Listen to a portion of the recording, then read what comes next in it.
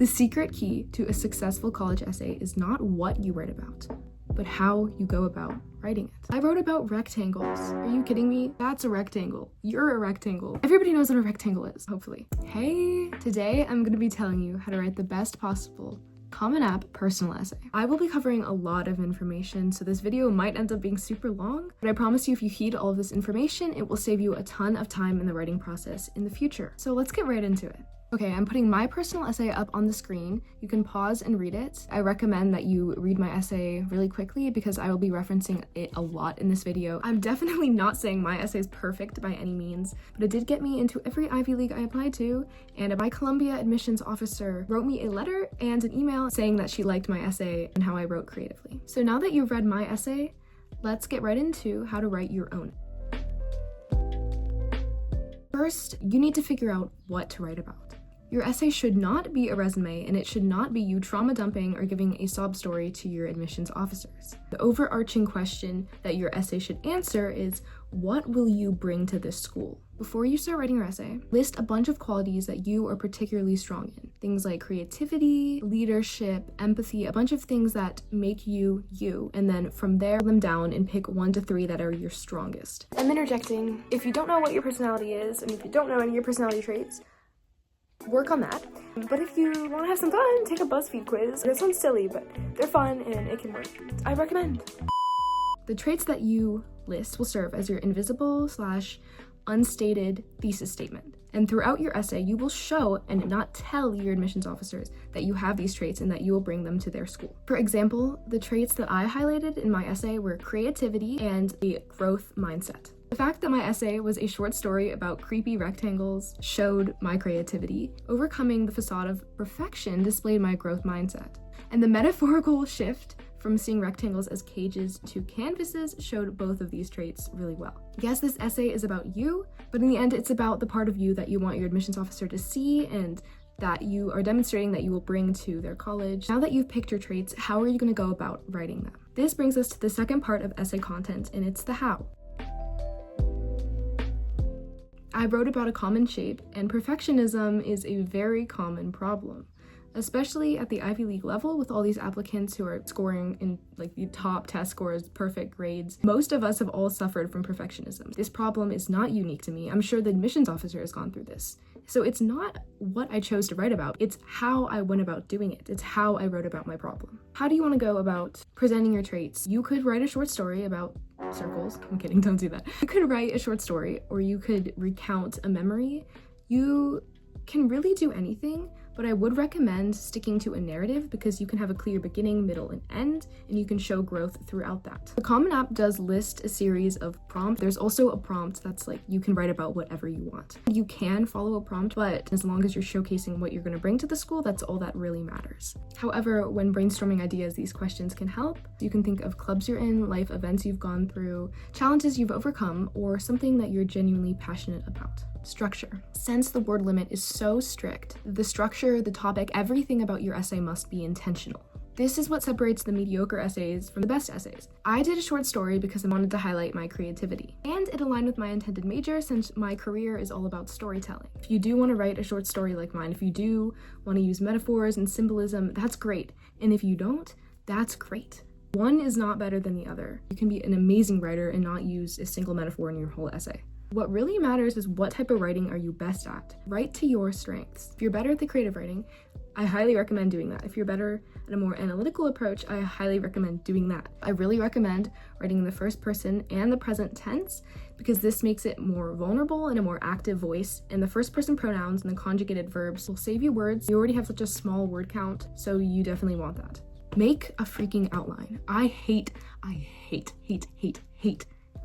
outlines. But oh my gosh, do I need to make outlines. Just make an outline. It'll save you so much time, trust. When making your outline, you need to make sure that at least half of your essay is the resolution. You can't be talking about your flaws the whole time. I consider my resolution to start when I say, but laughter interrupted my funeral. And that on is 321 words out of the 647, which is 49.6% of my essay. Ideally, I'd have that higher. Most of it should be the resolution, or at least near there. Try to make sure it's not super imbalanced either way. I'm gonna give a note on symbolism and motifs. I think using a symbol and using a motif makes you a little bit more memorable, makes your essay more memorable. It's something the admissions officers can associate you with. I'm certain that at the table, right, where everyone's like advocating for the students they want to get in, I'm certain they referred to me as the rectangle girl just because of how prominent that motif was in my essay. I mean, that was what the whole essay was about. The mental images that the motif creates can make the admissions officer associate you with that. It's just basic psychology. Do not choose a motif if you can't genuinely write about it or if it's just to be quirky.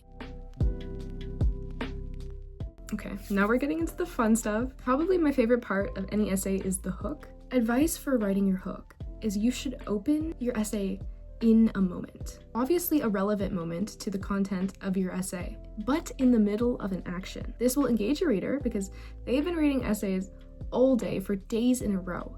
And if you're just like, when I was NHS president, that is so boring. I went through a billion different hooks until I found the one. But ultimately, I kind of made my hook like the beginning of a horror movie just because I know admissions officers probably have felt sad or angry with some of these stories they've heard. But have they ever felt scared? Literally, I opened it with, nearly every second of my life, I felt them. Their scorching gaze seared into my flesh, branding me as theirs. No matter where I went, they weren't far behind, feasting on my terror. Although they had stalked me for years, my neck hair rose, and my heart grew cold each time I heard their condescending chortles. And with every taunt, a familiar thought crept into my mind. They are perfect. That's a hook. That's like a what is going on hook. And this is kind of a long hook, but I think it's effective. It sets up my motif, it sets up the fear of perfection, it engages the reader, and it sets up my tone because it's like, oh, this is going to be a story. Avoid cliches like the frickin' plague. That's all I'm gonna say about that. Okay, in your introduction, you need to demonstrate your flaws. I'm serious. Hear me out. Your vulnerability will show self-awareness and emotional maturity, and then your essay will show how you overcome/have overcame these flaws or these weak areas in your life. And if you write your essay well, your flaws will eventually become your strong area.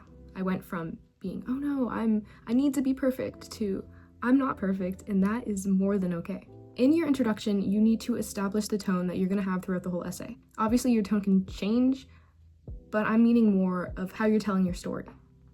Obviously, when I read my introduction paragraph, it's all about creepy rectangles. I'm keeping that kind of whimsical and creative tone throughout my whole story. But in your tone, no matter what you choose, don't be pretentious, don't be too serious, and don't be too show-offy. Basically what I mean is it's okay to have a slightly informal tone. This is a college essay. I'm not saying have bad grammar, but it's okay to be informal because that shows a vulnerability and that shows a little bit more of you that the admissions officer can't really see through your super serious transcripts and your letters of recommendation. You are not weak, but you are vulnerable and you're emotionally available. Also, I feel like some people can be so pretentious in the words they choose. Instead of being like, I felt strong, or I felt powerful, they'll be like, I felt stalwart.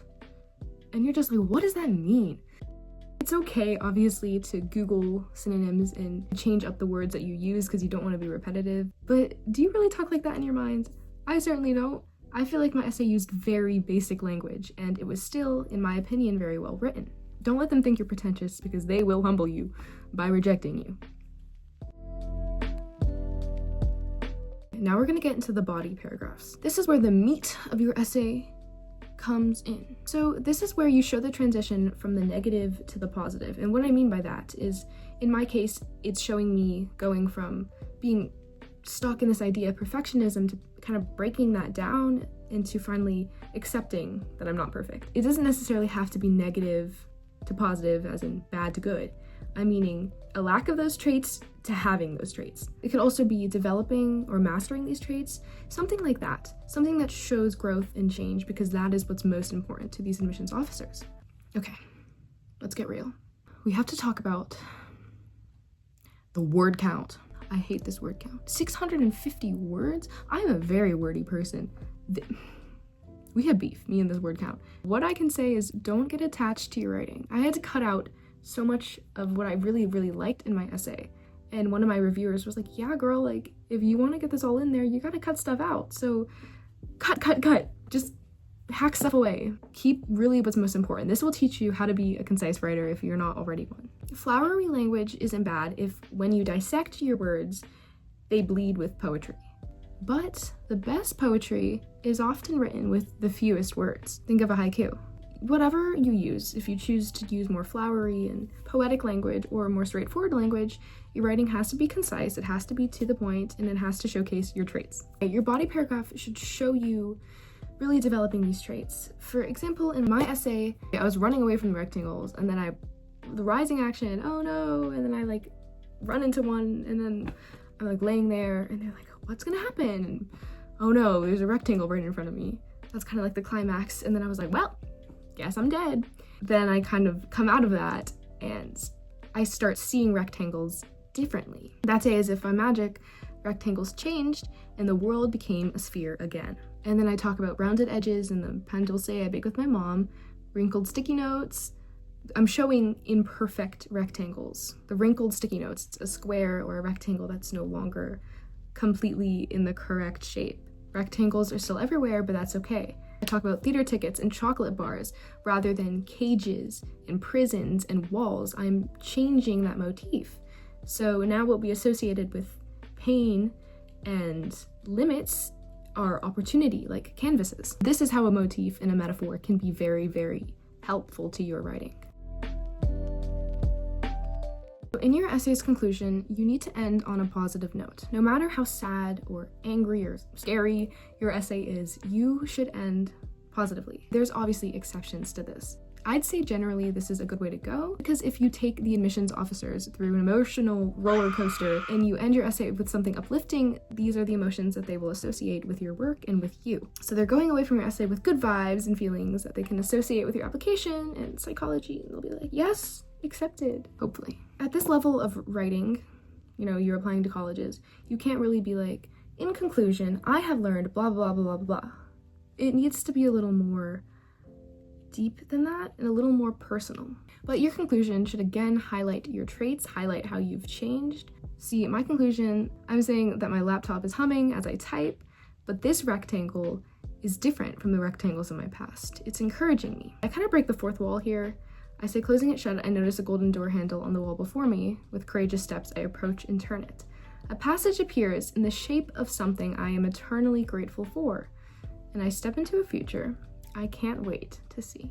So this shows that I've finally gotten over the idea of perfection, and I'm using the rectangle, the thing that I feared the most, to just step into a new life. I'm using the rectangles to my advantage because I'm no longer scared of them. They no longer limit me. In fact, they are not my walls, they are my doors.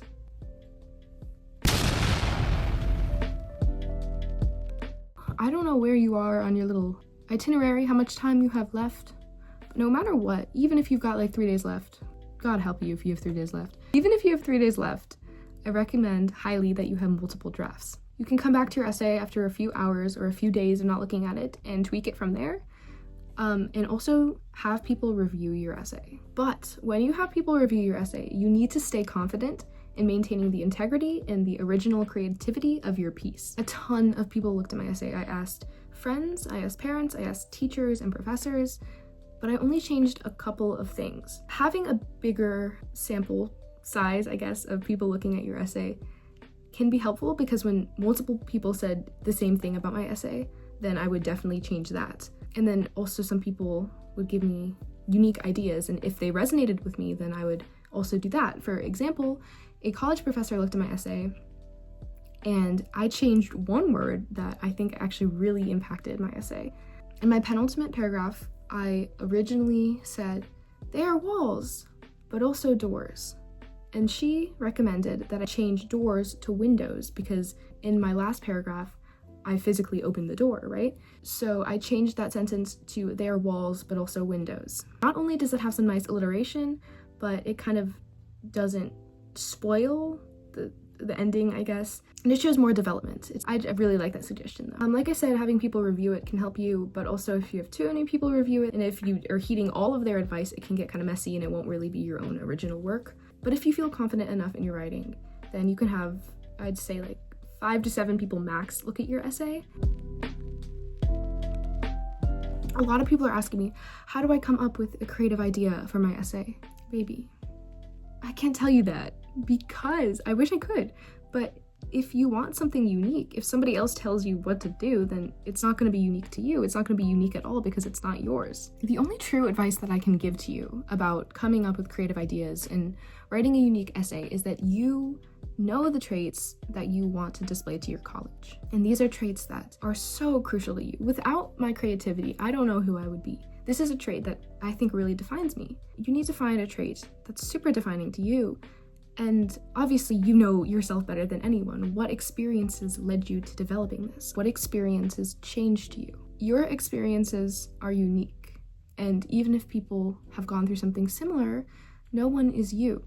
No one has this unique combination of personality traits and qualities that you have. So that's why I think focusing on your personal traits will give you so much inspiration, because you can use that and it'll open a whole bunch of other doors to what you can write about. Once you have your traits listed, pick the ones that you have the best stories with or the best ideas with. Pick the ones that resonate the most with you. And then shape your essay around that. Everyone's always like, your essay needs to be so unique, it needs to be so personally you, it needs to be about blah, blah, blah. Yeah, we know it has to be unique, we know it has to be personally, we know it's a personal essay. But they're right, it does need to be about you, it needs to be specific to you. But I think that highlighting these traits and listing them out will really help you get to that point, and it will be very specific to you because it'll be exactly what you've done, exactly who you are. Tie those together and boom, you've got a personal essay that is very good. Don't try to be something you're not. Don't be afraid to use your imagination. Don't be afraid for your first draft to suck. Mine was awful. I wrote at least 7 drafts. I'm done with this essay now. I'm not touching this again, but if I wanted to, I could write 7 more. Yeah, it'll suck at the beginning. Your outline will suck at the beginning. It's fine. You can do rewrites, and if you have enough time, give yourself time. I can't give you a timeline. Everyone works at different paces. This is a daunting essay, and it might feel scary to approach it because you know how much of your application depends on this essay.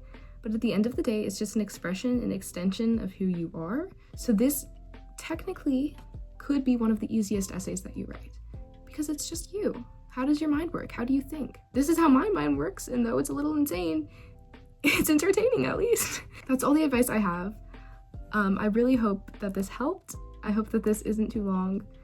I will leave up a cute little outline of the stuff that I covered in case you want to reference it and to help you start writing your essay. Also, I'm planning to start offering consultation on essays. I will put a link in the description if I have that up eventually. But yeah, I hope you enjoyed. I'll see you later. What the freak?